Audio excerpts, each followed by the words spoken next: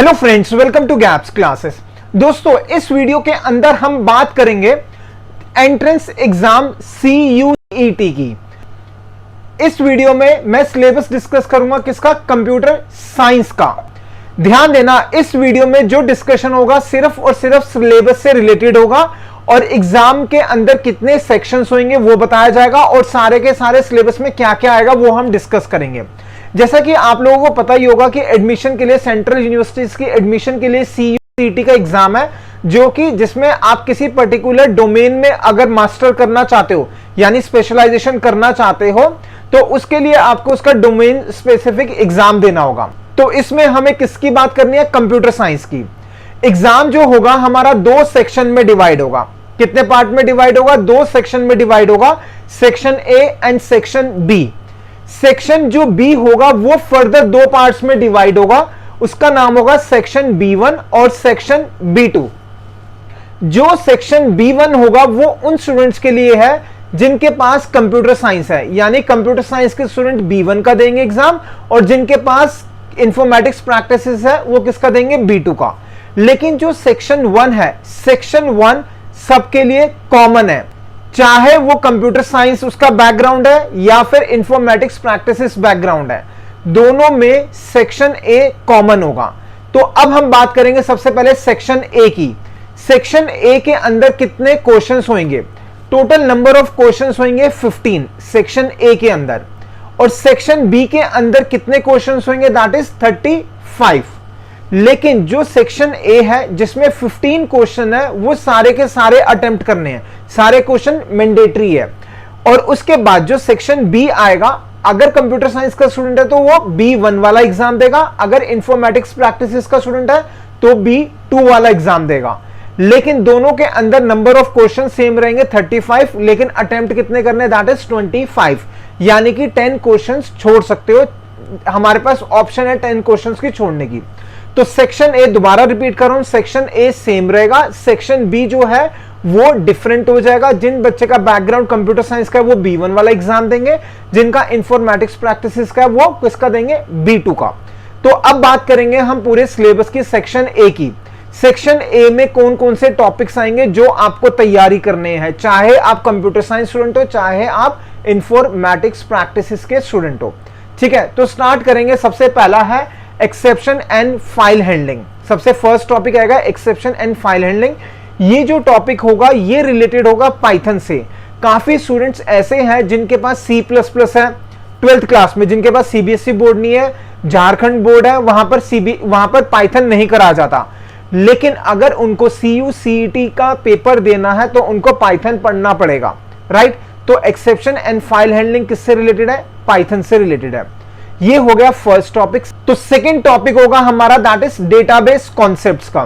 Database concepts के अंदर database से रिलेटेड होगा। आई एम श्योर चाहे कोई भी स्टूडेंट है जिसके पास इंफॉर्मेटिक्स प्रैक्टिसेस है या फिर कंप्यूटर साइंस है, कोई भी बोर्ड का स्टूडेंट है, उसने डेटाबेस कॉन्सेप्ट्स जरूर पढ़ा होगा। तो ये वो डेटाबेस कॉन्सेप्ट्स होगा, लेकिन इसके अंदर कुछ एक्स्ट्रा चीजें होगी जो आपने 11th-12th में नहीं पढ़ा होगा, राइट? मगर घबराने की जरूरत नहीं है। गैप्स क्लासेस के जो कोर्स होंगे उसके अंदर हम सारे पार्ट कवर करेंगे, चाहे आपने कर रखा है या नहीं कर रखा। तो गैप्स क्लासेस आपका पूरा साथ देगा आपका एग्जाम क्लियर कराने में। तो फर्स्ट कौन सा हो गया? That is exception and file handling, उसके ये सब पार्ट्स लिखे हुए हैं। सेकंड हो गया डेटाबेस कॉन्सेप्ट्स। अब उसके बाद नेक्स्ट जो टॉपिक आएगा that is structured query language. जैसा कि आप लोगों ने 11th-12th में कंप्यूटर पढ़ा होगा तो SQL जरूर करा होगा, जो किसका पार्ट होता है? डेटाबेस का ही पार्ट होता है। लेकिन एग्जाम के लिए उन्होंने अलग से डिफाइन कर रखा है टॉपिक, उसके अंदर ये सारे टॉपिक्स आपको पढ़ने हैं। किसमें? SQL के अंदर ये सारे टॉपिक्स हैं। ठीक है, तो घबराने की जरूरत नहीं है, गैप्स क्लासेस ये भी सब करवाएगा, राइट? तो अब आएंगे फोर्थ टॉपिक कौन सा? That is computer networks. ये भी नेटवर्किंग से रिलेटेड है, सब स्टूडेंट्स ने ऑलरेडी पढ़ रखा है। कुछ एक्स्ट्रा चीजें जरूर होगी, वो हम कवर कर लेंगे अपने कोर्स में जब हम आगे के कोर्स स्टार्ट करेंगे। ठीक है, राइट? अब आएंगे हम, ये कहां तक हो गया हमारा? दैट इज कंप्यूटर नेटवर्क्स तक। ये तो बात होगी सेक्शन A की, जो कंप्यूटर साइंस वाले स्टूडेंट्स और इंफॉर्मेटिक्स प्रैक्टिसेस वालों के लिए सेम है। अब आएंगे सेक्शन B पर, जो कंप्यूटर साइंस है जिनके पास 11th-12th में, उनको देना है B1, और जिसके पास इंफॉर्मेटिक्स प्रैक्टिसेस है उनको देना है B2। तो हम बात करेंगे किसकी, कंप्यूटर साइंस के स्टूडेंट्स की हम बात कर रहे हैं, तो हम उन्हीं की बात करेंगे। ठीक है, तो स्टार्ट करेंगे सेक्शन B1। ये किसके लिए है, कंप्यूटर साइंस स्टूडेंट के लिए। अब इसके अंदर डिफरेंट चैप्टर्स हैं, चैप्टर्स में डिवाइड कर रखा है। तो फर्स्ट चैप्टर है हमारा एक्सेप्शन एंड फाइल हैंडलिंग, जो पहले सेक्शन ए में था, सेम है। ठीक है, फिर आएगा चैप्टर 2, वो कौन सा आ गया हमारा, दैट इज स्टैक। यहां पर कौन सा टॉपिक पढ़ना पड़ेगा, हमें स्टैक करना पड़ेगा। अगर आप कंप्यूटर साइंस के स्टूडेंट्स हो, ऑलरेडी आप लोगों ने स्टैक करा होगा, लेकिन मैं बार बार रिपीट कर रहा हूं कि चाहे आपने कोई भी कंप्यूटर साइंस का सब्जेक्ट ले रखा है, फॉर एग्जांपल C++ अगर आपको कराया हुआ है, लेकिन आपका एग्जाम पाइथन के बेसिस पर ही होगा, तो आपको पाइथन करना पड़ेगा। बट कुछ क्वेश्चन ऐसे होते हैं जो कॉमन होते हैं, यानी कि उसका लैंग्वेज से रिलेशनशिप नहीं होता। जैसे इसके अंदर लास्ट टॉपिक है इनफिक्स टू पोस्टफिक्स कन्वर्जन्स, उसका किसी भी लैंग्वेज से मतलब नहीं है, चाहे वो C++ हो, चाहे वो जावा हो, चाहे वो पाइथन हो। तो कुछ टॉपिक ऐसे भी होते हैं जिसका किसी भी प्रोग्रामिंग लैंग्वेज से डिफरेंस नहीं है, लेकिन इससे ऊपर जो लिखा है एक्सेप्शन एंड फाइल हैंडलिंग, इसका रिलेशनशिप किसके साथ है, पाइथन के साथ, तो पाइथन आना चाहिए। ठीक है, और काफी स्टूडेंट्स जिन्होंने नहीं कर रखा उनको भी घबराने की जरूरत नहीं है, हम इस तरीके से कराएंगे, आपको सही से समझ में आएगा। ये हो गया हमारा सेकेंड चैप्टर। अब आएंगे हम थर्ड चैप्टर। थर्ड चैप्टर हमारा कौन सा होगा, दैट इज क्यू। वैसे एग्जाम के अंदर 12th के अंदर स्टैक्स एंड क्यूज को एक ही टॉपिक में दिया जाता है, डेटा स्ट्रक्चर, लेकिन इसके अंदर आपको अलग से चैप्टर दे दिया दैट इज क्यू का। इसके अंदर एक एक्स्ट्रा चीज होगी दैट इज DQ। तो जो आपने नहीं पढ़ रखा उसके अलावा एक्स्ट्रा चीज भी होगी। ये है हमारा चैप्टर नंबर 3। उसके बाद नेक्स्ट है हमारा दैट इज चैप्टर नंबर 4। इसके अंदर हमें करना है सर्चिंग का टॉपिक। सर्चिंग के अंदर लीनियर सर्च, बाइनरी सर्च आपने कर रखा होगा, वही है, साथ में लिखा हुआ ड्राई रन भी करना है, थोड़ी सी चीज एक्स्ट्रा भी है इसके अंदर। ठीक है, उसके बाद नेक्स्ट हमारा है चैप्टर 5 दैट इज सॉर्टिंग। ठीक है, सॉर्टिंग के अंदर बेसिकली सॉर्टिंग का मतलब क्या होता है कि अगर एक लिस्ट है तो उसको असेंडिंग ऑर्डर, डिसेंडिंग ऑर्डर में सेट करना, उसकी डिफरेंट टेक्निक्स है, वो आपको यहां पर पढ़नी है। कौन कौन सी, bubble sort, selection sort, insertion sort, वैसे तो और भी बहुत सारी होती है, वो कॉलेज के अंदर आप जाके करोगे। ठीक है, तो ये हो गया चैप्टर नंबर 5। अब आएंगे हम चैप्टर नंबर 6। चैप्टर नंबर 6 में अंडरस्टैंडिंग डेटा। अब ये अंडरस्टैंडिंग डेटा क्या है, कंप्यूटर साइंस के स्टूडेंट हो आप, आपके लिए बिल्कुल नया टॉपिक होगा, पाइथन से रिलेटेड है, डेटा विजुअलाइजेशन। ये बेसिकली टॉपिक कराया जाता है किनको, जिनके पास इंफॉर्मेटिक्स प्रैक्टिसेस हैं। लेकिन अगर आपके पास कंप्यूटर साइंस है, इंफॉर्मेटिक्स प्रैक्टिसेस नहीं है, तब भी हम आपको इस तरीके से सिखाएंगे, समझ में आएगा ही आएगा। ठीक है, ये कौन सा है हमारा chapter number 6 that is understanding data. Next is chapter number 7। इसके अंदर करेंगे डेटाबेस कॉन्सेप्ट्स। डेटाबेस कॉन्सेप्ट्स के अंदर वही सारे टॉपिक्स हैं, कौन से, जो हमारे डेटाबेस से रिलेटेड है। अभी यहाँ पे SQL नहीं लिखा हुआ क्योंकि SQL अलग से चैप्टर कंसिडर करा हुआ है इस एग्जाम के हिसाब से।